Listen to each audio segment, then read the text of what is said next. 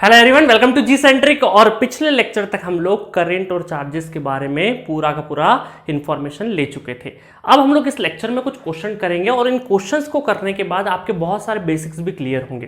ठीक है, आपको पता है, मैं ऑलरेडी बोल चुका हूं कि मैं जीरो लेवल से पढ़ाऊंगा। आपको लाइन का इक्वेशन भी कैसे डिराइव होता है वो भी बताऊंगा, ताकि आगे चल के जब हम लोग दूसरे टॉपिक के कहीं क्वेश्चन करें तो कई बार स्ट्रेट लाइन की इक्वेशन बहुत सारे स्टूडेंट को निकालने में दिक्कत होती है। ठीक है, आप में से बहुत लोगों को आती होगी और आना भी चाहिए, बट ऐसे स्टूडेंट जिनका हो सकता है 12th 11th 12th 9th 10th थोड़ा सा बेसिक्स कहीं ना कहीं हिला हुआ रहे, ट्रिग्नोमेट्री हो गया, स्ट्रेट लाइन हो गया, सर्कल हो गया, तो बीच बीच में उसके जो कॉन्सेप्ट आएंगे वो भी मैं आपको बताऊंगा। ठीक है, चलिए क्वेश्चन नंबर 1 स्टार्ट करते हैं। जल्दी से वीडियो को पॉज करना है और आपको क्वेश्चन सॉल्व करना है। ठीक है, the total charge entering terminal is given by Q equal to 5t sin 4 pi t millicoulomb. ठीक है, millicoulomb. Calculate the current at t equal to 0.5 second. आपसे क्या बोला है कि आपको करंट फाइंड आउट करना है। क्या फाइंड आउट करना है? करंट फाइंड आउट करना है at t equal to 0.5 second. आपको रिलेशन पता है, रिलेशन हम लोगों ने कैसे निकाला था? I equal to I of T equal to differentiation of Q of T into D T. यह हमारा क्या था? एक्सप्रेशन था। यहां पे कहीं इनिशियल चार्ज वगैरह की बात कर रखी है क्या? नहीं कर रखी है। आपको एक चार्ज का फंक्शन दे रखा है। चार्ज का फंक्शन कैसे दे रखा है ये देख लेते हैं हम लोग कि Q ऑफ टी आपको कुछ इस तरीके से दे रखा है 5t साइन 4 पाई टी। ठीक है, ये आपको एक साइनोसॉइडल एक्सप्रेशन दिया है और साथ में एक टी भी दे रखा है। तो आपको एक्सप्रेशन पता है, इस एक्सप्रेशन को यहां पुट करना है, डिफरेंशिएट करना है और t equal to 0.5 second put करना है, आपका सॉल्यूशन आ जाएगा। ठीक है, तो ये तो रहा प्रोसीजर, बड़ा सिंपल सा प्रोसीजर। जल्दी से मैं सॉल्व कर देता हूं। तो यहां पर आई ऑफ टी इक्वल टू कितना हो जाएगा? ये डी बाय डी टी और क्यू की पूरी 5t साइन 4 पाई टी। ठीक है, अब देखिए किसके रिस्पेक्ट में? dt के रिस्पेक्ट में। dt के रिस्पेक्ट में है, इसका मतलब यहां पर देखिए एक तो ये फंक्शन है और एक साइन 4 पाई टी का फंक्शन है। तो दो फंक्शन का मल्टीप्लिकेशन अगर डिफरेंशिएशन करना है, दो फंक्शन के मल्टीप्लिकेशन का, तो आपको पता होगा, चेन रूल पता होगा कि पहले एक को एज इट इज रखेंगे, दूसरे का करेंगे, देन प्लस दूसरे को एज इट इज रखेंगे और पहले वाले का करेंगे। ठीक है, तो ये आपको पहले से पता था। जल्दी से कर देते हैं। तो यहां पर देखिएगा, यहां पर हम लोग 5 को तो बाहर ले लेते हैं कॉमन, और फर्स्ट फंक्शन मान लीजिए इसको ले लेते हैं, सेकंड फंक्शन इसको ले लेते हैं। ठीक है, सेकंड फंक्शन इसको ले लेते हैं। तो as it is T as it is कर देते हैं। साइन का क्या हो जाएगा? साइन का क्या हो जाएगा? Cos 4 pi T. और किसके रिस्पेक्ट में? dt के रिस्पेक्ट में। इसका मतलब 4 पाई का क्या होगा? मल्टीप्लीकेशन होगा, है ना। जो भी कोफिशिएंट रहता है इसके साथ में जो भी एंगल है वो बाहर मल्टीप्लाई हो जाता है डिफरेंशिएशन में। देन प्लस सेकेंड इस बार क्या रखेंगे हम लोग? As it is sine 4 pi T.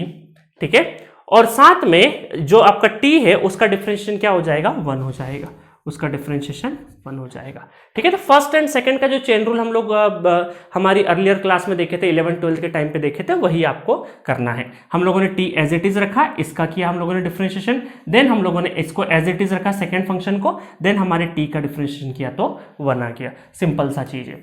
अब हमें करना कुछ भी नहीं है, हमें अब t इक्वल टू 0.5 रखना है। 0.5 का मतलब है 1/2 सेकेंड, है ना। ऐसे भी समझ सकते हैं, 0.5 मतलब 1/2।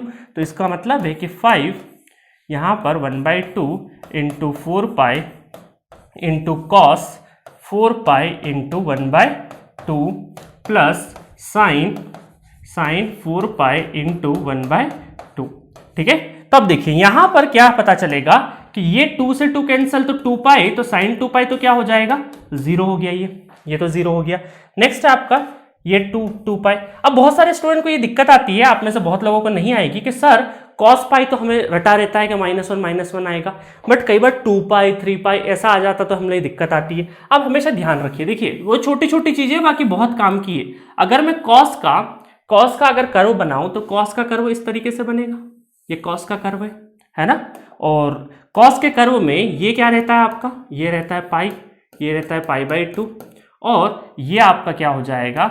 ये आपका π/2, और ये हो गया हमारा 2 पाई। ठीक है, 2 पाई हो गया।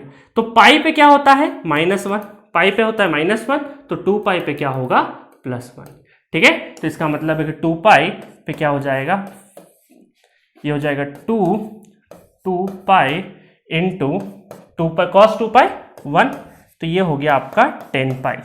ठीक है, तो करंट कितना हो गया आपका, करंट हो गया 10 पाई, और इसको पाई की वैल्यू कितनी 3.14, इसका करेंगे तो मल्टीप्लीकेशन करके क्या आ जाएगा 31.42 मिली एम्पेयर। ठीक है, मिली एम्पेयर। क्यों मिली एम्पेयर हम लोगों ने किया, क्योंकि यहां पर आप देखिएगा, यहां पर जो चार्ज दे रखा है आपको वो क्या दे रखा है, मिली कूलम में दे रखा है, मिली कूलम में दे रखा है। ये सारी जो चार्ज की सारी वैल्यू जो यूनिट आएगी मिली में आएगी, तो जो करंट होगा तो वो क्या हो जाएगा हमारा मिली एम्पेयर हो जाएगा।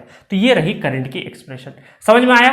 तो देखिए यहां पर ये क्वेश्चन बहुत छोटा सा था, इसमें 2-3 चीजें जो हमने जो पिछली क्लासेस में पढ़ी हुई 11-12 के टाइम पे जो पढ़ी हुई चीजें वो यूज हो रही। क्या, पहला तो डिफरेंशिएशन के 2 फंक्शन का डिफरेंशिएशन कैसे होता है, कई बार इसमें दिक्कत हो जाती है स्टूडेंट्स को, है ना, तो यहाँ कैलकुलेशन एरर के चांसेस है। दूसरा आपने कॉस के बारे में सीखा कि कहाँ पे पाई, कहाँ पे 2 पाई, ये सब आएगा। अब देखिए आप नेटवर्क जो कि अपना प्रिपरेशन में पहला सब्जेक्ट पढ़ रहे होते हैं, कि छोटी छोटी चीजें मुझे बताना जरूरी होता है, बट वही मैं machine, power system, power electronics अगर पढ़ाऊंगा तो ये छोटी चीजें नहीं बताऊंगा, क्योंकि आप बेसिक्स में पढ़ के आए हो। बट ये सब्जेक्ट जो नेटवर्क थ्योरी है, पहला नया सब्जेक्ट होता है, प्रिपरेशन यहीं से स्टार्ट होती है, तो छोटी छोटी चीजें भी आपको पता होना चाहिए। ठीक है, मिली क्या होता है, एम्पेयर क्या होता है, क्योंकि यहीं पे गड़बड़ हो जाती है बहुत बार गेट के एग्जामिनेशन में। समझ में आया। चलिए नेक्स्ट क्वेश्चन की तरफ बढ़ते हैं। क्वेश्चन नंबर 2 है आपका, determine the total charge entering a terminal between t equal to 1 second and t equal to 2 second if the current passing through the terminal is. ठीक है, आपसे क्या पूछा है, चार्ज पूछा है। इस केस में आपको पूछा है चार्ज कितना होगा। ठीक है, चार्ज पूछा है और करंट दे रखा है, टाइम दे रखा है, तो इसका मतलब है कि यहां पर I equal to D Q by D T. ठीक है, और अगर हमें यहां से Q निकालना है तो इसका मतलब है कि integration I of T into D T, और कहां से कहां तक, 1 से लगाकर 2, ये dt है तो लिमिट भी क्या होगी, टाइम की रहेगी, तो 1 से 2। ठीक है, चलिए तो यहां से कर देते हैं हम लोग। तो यहां पर 1 से लगाकर 2, करंट का एक्सप्रेशन हमें पता है 3t² minus T into D T. Calculation error बहुत सारे स्टूडेंट करते हैं, इस वजह से आप ध्यान रखिएगा, कैलकुलेशन आपको एरर नहीं करना है। ठीक है, चलिए इंटीग्रेशन कर लेते हैं सबसे पहले। तो इसका इंटीग्रेशन, तो 3t का t² का t³ divided by 3 minus t² divided by 2 और 1 से लगाकर 2, इसको सॉल्व कर लेते हैं। तो कितना हो जाएगा, 3 से 3 कैंसिल आउट हो गया, तो इसका मतलब पहले upper limit minus lower limit, तो 2 का क्यूब माइनस 2 का स्क्वायर बाई 2। ठीक है, माइनस, ठीक है, 1 का क्यूब माइनस 1 स्क्वायर बाय 2। बहुत सारे स्टूडेंट क्या करते हैं यहाँ पे कि यहाँ पे इतनी स्टेप आने के बाद वो मन में कैलकुलेट कर लेते हैं। इंटेलिजेंट स्टूडेंट्स का एक प्रॉब्लम होता है कि वो लास्ट स्टेप के बाद, यहां तक आने के बाद वो क्या करते हैं, अगली 2 स्टेप लिखने के पहले डायरेक्ट आंसर लगाने की कोशिश करते हैं और यहीं पे गेट एग्जामिनेशन में ट्रैप हो जाते हैं। आपको ये चीज नहीं करना है, चाहे कितनी भी हो। यहां तक तो किया है ना सॉल्व, एक स्टेप और लगेगा, है ना। स्टेप बचाने से आप टाइम नहीं बचा पाएंगे। ठीक है, एनालिटिकल दिमाग चलाना है आपको इन छोटी छोटी चीजों में, क्योंकि कई बार क्या होता है, यहां से डायरेक्ट कैलकुलेट करने के चक्कर में कई बार गलत होने के चांसेस बहुत ज्यादा होते हैं। ठीक है, तो जब यहां तक आए हैं तो एक स्टेप और लिख लीजिए, बजाय कि कहीं निगेटिव चले जाए, क्योंकि टाइम भी निगेटिव हुआ है आपका। भाई सॉल्व करने में टाइम तो गया है ना अपने सवाल में, तो क्वेश्चंस में जो टाइम लगा है और जो नंबर दाव पे लगा है वो आप निगेटिव मत होने देना। ठीक है, तो आप यहां पर डायरेक्ट कैलकुलेशन करने के बजाय सॉल्व कर लेना 2 मिनट। चलिए देखते हैं कितना आ जाता है ये। सो ओवरऑल कैलकुलेशन आ गई आपकी 5.5 कूलम। ठीक है, मिली में तो नहीं था, बिल्कुल नहीं था, एम्पेयर में था, तो जो आंसर भी आएगा आपका कूलम में आएगा। ठीक है, चार्ज का यूनिट क्या होता है कूलम, करंट का क्या होता है एम्पेयर। तो बेसिक सा प्रोसीजर है, बट इसी में कई बार कैलकुलेशन एरर होता है बहुत सारे स्टूडेंट का। ठीक है, नेक्स्ट क्वेश्चन की तरफ बढ़ते हैं। क्वेश्चन नंबर 3 देखते हैं। The current flowing through an element is I equal to 2 ampere 0 से t, और t ग्रेटर देन 1, अगर 1 से ज्यादा है तो क्या एक्सप्रेशन है, 2t² ampere. Calculate the charge entering the element from 0 से 2। आपसे क्या पूछा है, 0 से 2 तक आपको पूछा है चार्ज। इसका मतलब हम ये बोल सकते हैं कि Q equal to I D T, I of T into D T. अब डायरेक्टली लिख सकते हैं, बिल्कुल लिख सकते हैं। ठीक है, अब देखिए यहां पर क्या हुआ, 2 लिमिट है। क्या क्या लिमिट है, 0 से 1 तक तो 2 एम्पेयर है इंटू डी टी, प्लस 1 से लगाकर 2, क्योंकि 1 से ग्रेटर 1 से ज्यादा कौन सा एक्सप्रेशन है, 2t²। बट हमें 1 से ज्यादा कहीं तक भी जा सकता है, हमें नहीं पता, बट हमें पूछा है t इक्वल टू 2 तक। ठीक है। तो 0 से 1 तक तो हमें पता है 2 एम्पेयर, 1 से लगाकर 2, 1 से बड़ा जब है तो 1 से लगाकर 2, क्योंकि फाइनल हमें 2 तक ही पूछा है, तो 1 से 2 कितना आ जाएगा 2t square, 2t square into dt। ठीक है, चलिए इसको सॉल्व कर लेते हैं जल्दी से। तो सॉल्व कर लेंगे तो ये तो बड़ा आसानी से सॉल्व हो जाएगा। इसका इंटीग्रेशन t, लिमिट रख देता हूं डायरेक्टली, 1 माइनस 0 प्लस यहां पर 2t क्यूब डिवाइडेड बाय 3 और ये हो गया 1 से 2। तो यहां पर ये तो रहा 2 और इसको सॉल्व करेंगे तो ये हो जाएगा 2 को तो बाहर ले लेते हैं, 8/3 माइनस 1/3। ठीक है, तो ये आपका आ जाएगा 2 प्लस डिनोमिनेटर सेम है 7/3, 7 7 दूना 14, 14/3 और ये आ गया आपका 6.667 कूलम। ठीक है, ये हो गया आपका चार्ज। तो बहुत ही इजी क्वेश्चन था आपके लिए, सिर्फ और सिर्फ प्रैक्टिस के लिए करवा दिया था क्वेश्चन कि आप इस तरह के क्वेश्चन जब आते हैं ना स्टूडेंट्स को तो कई बार गड़बड़ हो जाती है। तो आपको कुछ नहीं करना है, जहां जब तक फंक्शन जिस लिमिट में दे रखा है वो फंक्शन पुट करना है, इंटीग्रेशन करना है depending on the situation. Current पूछा है, चार्ज पूछा है, चार्ज पूछा है तो इंटीग्रेशन, और अगर आपसे करंट पूछा रहेगा तो डिफरेंशिएशन करना है, बस इतना सा करना है। ठीक है, तो ये हो गया हमारा क्वेश्चन नंबर 3। नेक्स्ट चलते हैं क्वेश्चन नंबर 4। बहुत ही प्यारा क्वेश्चन है, इसको करने के 2 मेथड में बताऊंगा। पहला मेथड तो आप जानते हैं, इसका एरिया निकाल देंगे, है ना, कैसे निकालेंगे वो बता दूंगा, 2 मिनट में एरिया निकाल के इसको सॉल्व कर सकते हैं। बट पहले मैं आपको कन्वेंशनल मेथड बताऊंगा, क्योंकि आप कन्वेंशनल प्रॉब्लम में अगर एरिया से करेंगे तो आपको नंबर नहीं मिलेगा। ठीक है, समझ में आया? तो चलिए क्वेश्चन नंबर 4 पढ़ते हैं। The current through an element is shown in the figure 1.23, determine the total charge that pass through the element at t equal to 1 second, t equal to 3 second and t equal to 5 second। अब देखिए यहां पर आपको निकालना क्या है, charge निकालना है। चार्ज क्या होता है आपका, charge equal to integration I of T D T, I of T into D T. अब देखिए किसी भी फंक्शन का जो इंटीग्रेशन है, किसी भी फंक्शन का इंटीग्रेशन वो क्या कहलाता है, एरिया अंडर द कर्व। अगर कर्व बना होगा तो उसके अंदर का एरिया निकालना है। तो ये क्या सिंबलाइज करता है, ये सिंबलाइज करता है area under the curve. Area निकालना है अल्टीमेटली, है ना। और किसका एरिया निकालना है, कौन सा वाले कर्व का, हर किसी कर्व का नहीं है ना, जो आपका करंट और टाइम एक्सिस के बीच में जो ग्राफ है उसका एरिया लिख दोगे तो वो इसी के बराबर होता है, इंटीग्रेशन के बराबर। ठीक है, वो इंटीग्रेशन के बराबर ही होता है, समझे। अब देखिए यहां पर आपको एक तो 1 सेकंड तक एरिया निकालना है, तो पहले मैं एरिया वाली मेथड से बता देता हूं, फिर मैं आपको कन्वेंशनल तरीका बताऊंगा। ठीक है, तो देखिए 1 तक, ये टी इक्वल टू 1 तक, तो ये एरिया पिंक कलर में। ठीक है, उसके बाद t इक्वल टू 3 तक अगर जाना है तो हमें ये एरिया बनाना पड़ेगा। ठीक है, एक ये एरिया, और 3 तक जाना है तो हम लोग दूसरा कलर लगा देते हैं यहाँ पे।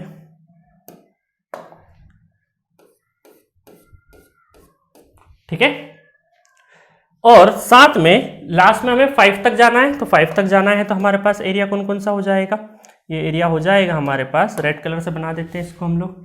तो यहाँ 3 के बाद 3 से 4 तक का एरिया, और लास्ट में हम लोग बना देते हैं पिंक कलर का एरिया। ठीक है, तो ये सब एरिया हमें कैलकुलेट कर लेना है। तो अल्टीमेटली हमें t इक्वल टू 5 तक का पूरा क्या पता चल जाएगा, चार्ज पता चल जाएगा। ठीक है, तो चलिए 1 बाय 1 कर देते हैं। तो पहले मैं एरिया से कर देता हूं ताकि आपको आसानी रहे, और आपको गेट के क्वेश्चन में एरिया से ही करना है। ऑब्जेक्टिव जितने भी पेपर होते हैं उसमें एरिया से ही करना है, कन्वेंशनल तरीका आपको सिर्फ कन्वेंशनल एग्जाम में ही करना है। ठीक है, चलिए तो t इक्वल टू 1 सेकेंड तक देखते हैं सबसे पहले। तो पहला है ए वाला पार्ट है t इक्वल टू 1 सेकेंड तक। ठीक है, तो इनके एरिया के नाम दे देता हूं मैं, area number 1, area number 2, area number 3, area number 4, area number 5, ताकि आसानी रहेगी। तो t इक्वल टू 1 सेकेंड तक क्या है, एरिया नंबर 1 ही कवर हो रहा है, तो सिर्फ और सिर्फ एरिया हमें क्या फाइंड आउट करना है, 1 फाइंड आउट करना है। एरिया 1 अगर हम फाइंड आउट करेंगे तो कितना हो जाएगा, रेक्टेंगुलर एरिया, तो ये लेंथ है और ये क्या हो जाएगा, उसका विड्थ है। तो ये कितना हो जाएगा, 0 से 1 इंटू 10, तो कितना हो गया 10 कूलम डायरेक्टली। ठीक है, नेक्स्ट आपका t इक्वल टू 3 सेकेंड तक पूछा है। तो t इक्वल टू 3 सेकेंड अगर पूछा है, B part t equal to 3 second, तो आपको एरिया अब क्या क्या चाहिए, एरिया फर्स्ट प्लस एरिया कौन सा, सेकेंड वाला, ठीक है। और कहां तक, थर्ड तक चाहिए, तो एरिया थर्ड भी लेना पड़ेगा, एरिया थर्ड को भी कैलकुलेट करना पड़ेगा।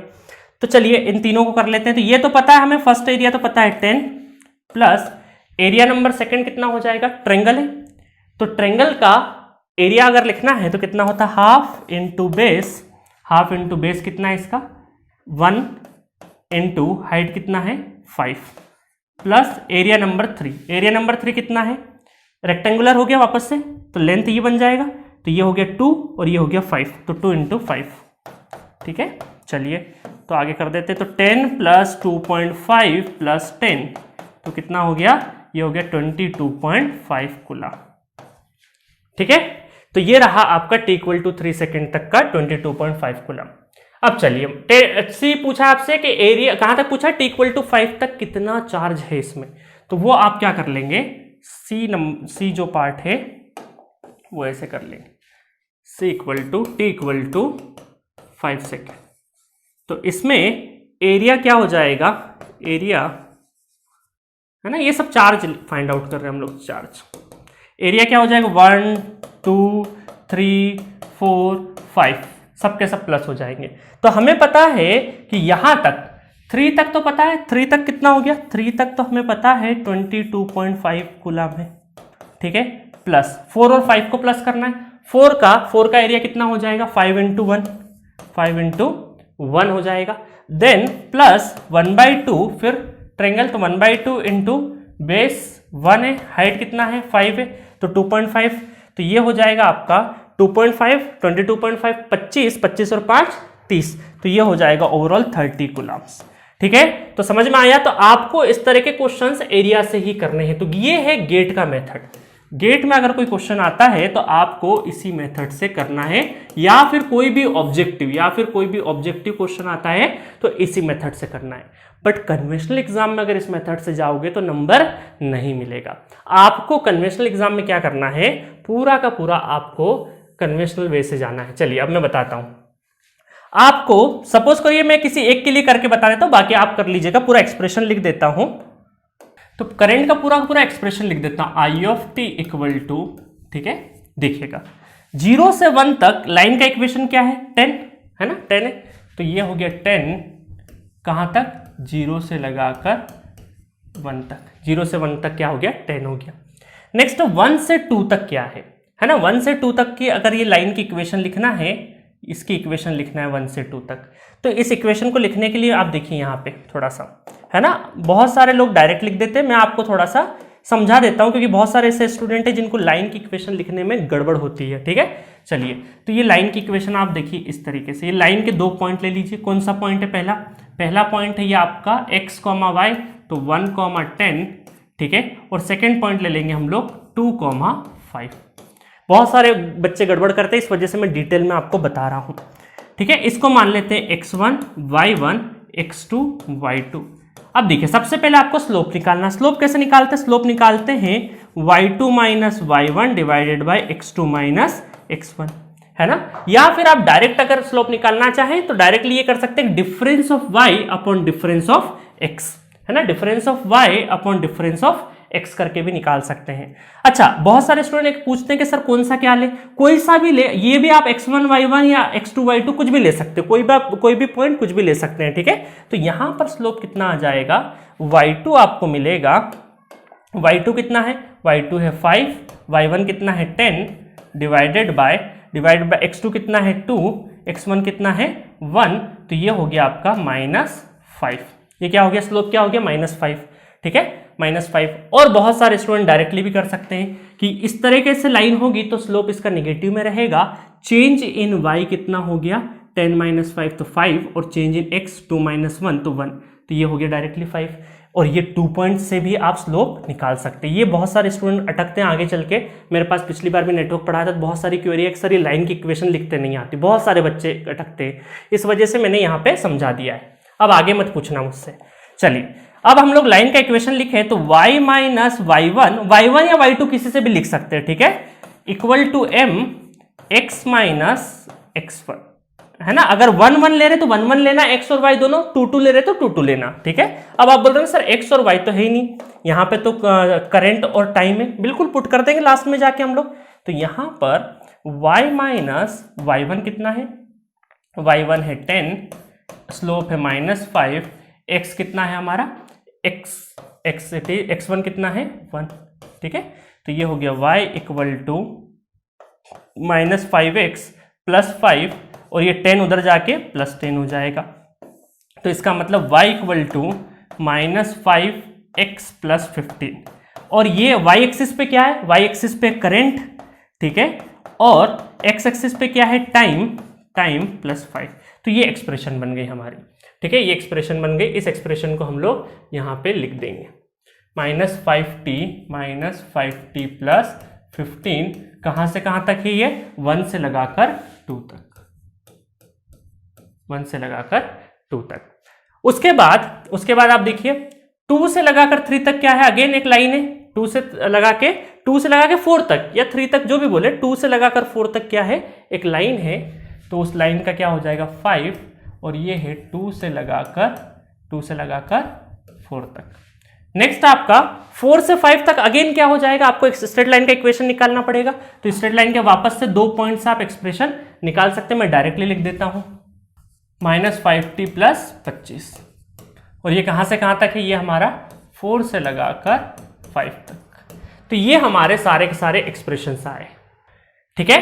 तो ये सारे के सारे एक्सप्रेशन आ गए। अब करना कुछ भी नहीं है, आपको Q equal to I of T D T, और अलग अलग सबके लिए क्या कर देना है, आपको इंटीग्रेशन कर देना है और सारी लिमिट पुट कर देना। तो अल्टीमेटली जो आंसर आएगा वो सेम आंसर आ जाएगा आपका 30 कूलम के बराबर। तो ये है आपका कन्वेंशनल अप्रोच। ये आपका क्या है, कन्वेंशनल अप्रोच। ये इसलिए बताया कि बहुत सारे स्टूडेंट स्ट्रेट लाइन का इक्वेशन नहीं लिख पाते, स्लोप कैसे लिखते, ये सब गड़बड़ हो जाती है, इस वजह से ये कन्वेंशनल तरीका है। और ऑब्जेक्टिव तरीका ये क्या है आपका, जस्ट एरिया कैलकुलेट करो, जो भी पूछा है वो आप बता दीजिए एरिया से, ठीक है। और आपका कन्वेंशनल अप्रोच है कि आपको एक्सप्रेशन निकालनी है, एक्सप्रेशन करेक्ट निकालना और उसको फिर क्या कर देना, इंटीग्रेट कर देना। तो नेक्स्ट क्वेश्चन की तरफ बढ़ते हैं, और इस लेक्चर का लास्ट क्वेश्चन है ये, ठीक है। अब बहुत सारे स्टूडेंट ये गड़बड़ करते हैं इस क्वेश्चन में कि तुरंत कर्व देखते हैं और एरिया अंडर द कर्व निकालने लग जाते हैं, area under the curve area निकालने लग जाते हैं। तो सबसे पहले आपको ये देखना है, पहले तो एक्सप्रेशन देखना है कि एरिया किसको बोलते हैं हम लोग। एरिया देखिएगा, I of T equal to D Q by D T, ठीक है, ये है डिफरेंशिएशन। और Q ऑफ टी अगर हमें निकालना है तो ये है I of T into D T, ठीक है। ये क्या है हमारा एरिया। तो जो इंटीग्रेशन होता है उसको बोलते हैं area under the curve, area under the curve, जो कि जो कर्व करंट और टाइम के बीच में होगा, और वो इंटीग्रेशन होगा करंट और टाइम के बीच में, जो इंटीग्रेशन होगा तो जो कर्व करंट और टाइम के बीच में होगा उसी का एरिया निकलता है। तो एरिया सिर्फ और सिर्फ इंटीग्रेशन पार्ट का निकलता है, ना कि डिफरेंशिएशन का। तो ये गड़बड़ मत कर देना, ठीक है। तो पहले क्वेश्चन देखना, पिछला देखिए क्वेश्चन, पिछला क्वेश्चन हमारा करंट और टाइम एक्सिस में था तो इसलिए हमने एरिया निकाला था। यहां पर जल्दबाजी में एरिया मत निकाल देना, तो ये छोटी मिस्टेक होती है, छोटी छोटी चीजें हैं बट इसी से गड़बड़ होती है गेट एग्जामिनेशन में, ठीक है। कोई बहुत भारी भरकम मिस्टेक नहीं होती, इसी छोटी छोटी मिस्टेक को आपको कवर करना है। चलिए तो क्वेश्चन पढ़ते हैं। The charge entering a certain element is shown in the figure. Find the current at t equal to 1 millisecond, t equal to 6 millisecond and t equal to 10 millisecond. आपको निकालना है, करंट निकालना है, ठीक है। तो अब देखिए करंट निकालना है अगर आपको 1 मिलीसेकेंड, तो 1 मिलीसेकेंड कहाँ पे होगा, मिड में होगा, और मिड में होगा तो ये भी यहाँ पर क्या होगा एग्जैक्टली, क्योंकि स्ट्रेट लाइन है तो ये भी यहाँ पे क्या रहेगा एग्जैक्टली मिड में। तो 1 0 और 2 का मिड पॉइंट क्या है 1, और 0 और 80 के बीच में मिड क्या रहेगा 40 रहेगा। तो ये कॉमन सेंस लगाना है। अब आपको गेट एग्जामिनेशन में क्लियरली वैल्यू गिवन होती है, ऐसे अपने मन से नहीं मानना है, वहां पे वैल्यू गिवन रहेगा। बट यहाँ पे हम लोग थोड़ा अपना दिमाग लगा सकते हैं, स्ट्रेट लाइन है मिड तो इधर भी मिड, तो डायरेक्टली इसको 40 और इसको 1 मिली सेकेंड बोल सकते हैं, ठीक है। चलिए तो सबसे पहले अगर देखें तो t equal to 1 millisecond पे अगर हम लोग देखें तो यहाँ पर करंट इक्वल टू क्या हो जाएगा, change in charge upon time, है ना। कितना चेंज है, तो 0 से 1 तक टाइम में क्या देखेंगे, 0 से 1 तक 1 का चेंज है, और dq कितना है आपका, dq का चेंज कितना है 40, 40 का चेंज है, तो डायरेक्टली कितना हो जाएगा 40 एम्पेयर। क्योंकि ये क्या है, आपका चार्ज भी मिली में है और टाइम भी मिली में है, तो मिली मिली कैंसल आउट, तो अल्टीमेटली आपका जो यूनिट है वो क्या है, एक्चुअल एम्पेयर में आ जाएगा। ठीक है, नेक्स्ट अगर हम लोग देखें t equal to 6 millisecond पे करंट देखते हैं, तो यहां पे देखिएगा dq बाय dt। आप चाहे तो लाइन का एक्सप्रेशन भी लिख सकते हैं, आप चाहे तो इसका जो ये स्ट्रेट लाइन इक्वेशन लिखेंगे तो इसका स्ट्रेट लाइन इक्वेशन क्या आ जाएगा, आप चाहे तो स्ट्रेट लाइन इक्वेशन भी लिख सकते हैं, जो कि आपका आ जाएगा, इसका स्ट्रेट लाइन इक्वेशन अगर देखें तो q of t equal to ये हो जाएगा 40t।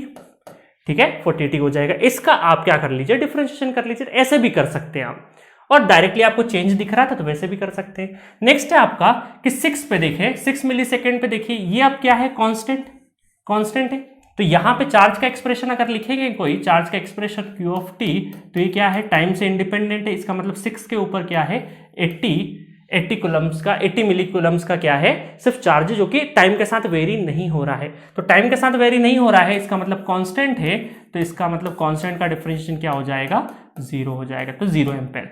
तो 6 मिली सेकेंड पे आपका करंट क्या है, 0 मिली सेकेंड। नेक्स्ट आपसे पूछा है कि बताइए 10 मिली सेकेंड पे, तो 10 मिली सेकेंड पे हम ये बोल सकते हैं कि वापस से ये हमारा कौन सा वही पॉइंट है 40 वाला।